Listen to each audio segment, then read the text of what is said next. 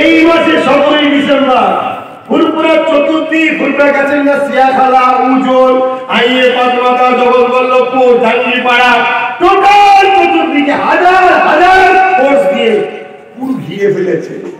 আর জানে আব্বাস সিদ্দিকীর ভালোবাসার মানুষ আছে, খবর পেলে ঘরে যা আছে সব নিয়ে কথা বুঝছেন না? বোঝেন টোটাল ঘিরেছে।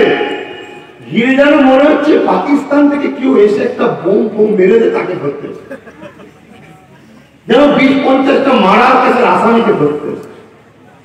এভাবে আমার বাড়িতে মোজাফফর জামালের বাড়িতে টিএমসি সরকার পুলিশ পাড়িয়ে আমাকে অ্যাটাক করেছে। আমার বুঝে আসছে না? নাই আমি বললাম ও হ্যাঁ ঠিক আছে। তাই আমি বললাম কেউ দাবি মানছে না, কেউ আমাদের পাশে নেই, কেউ ভোটটা দিয়ে নাটক করছে, কেউ টুপি পরে নাটক করছে, কেউ কলমা পরে নাটক করছে।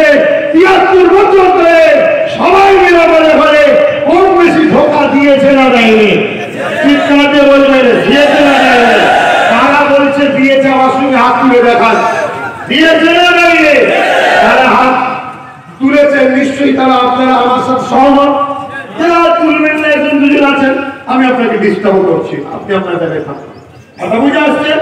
কিন্তু তাহলে আর আমি বলছি আমায় ধোকা দিয়েছে, আমার শিক্ষাতে জিরো করে দিয়েছে, আদিবাসী গরিবদের থেকে শিক্ষায় পিছিয়ে মুসলমান, চাকরিতে মাইনাসে চলছে। কথা বুঝে আসছে না? নাই সর্ব জায়গায় আমার জমিন গেছে, আমার মা বেটি রেপ হয়েছে ওদেরকে জিতাতে গিয়ে, আমার বাপ ভাই খুন হয়েছে ওদেরকে জিতাতে গিয়ে, আর আমরা সারা জীবন ওদের গোলাম হয়ে আছি।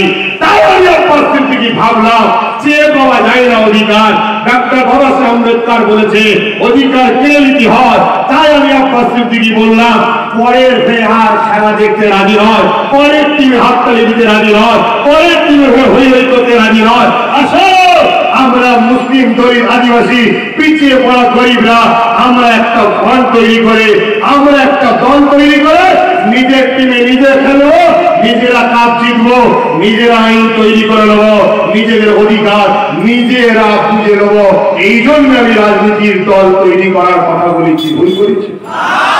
আবার বলবেন ভুল করেছি? কারা কারা বলছেন যে সত্যি ভুল করিনি, আল্লাহকে সাক্ষী রেখে বলে?